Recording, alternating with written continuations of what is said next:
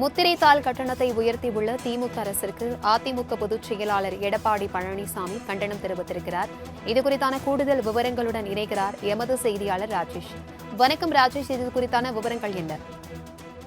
கடந்த 8ஆம் தேதி தமிழக அரசால் ஒரு அறிவிப்பு வெளியிடப்பட்டது. அந்த அறிவிப்பில் முத்திரைத்தாள் கட்டணம் என்பது பன்மடங்கு உயர்த்தப்படுவதாக, அதாவது 10% 33% வரை உயர்த்தப்படுவதாக அறிவிக்கப்பட்டிருந்தது. இதற்கு அதிமுக பொதுச் செயலாளரும் தமிழக எதிர்க்கட்சி தலைவருமான எடப்பாடி பழனிசாமி தன்னும் கண்டனத்தை தெரிவித்திருக்கிறார்.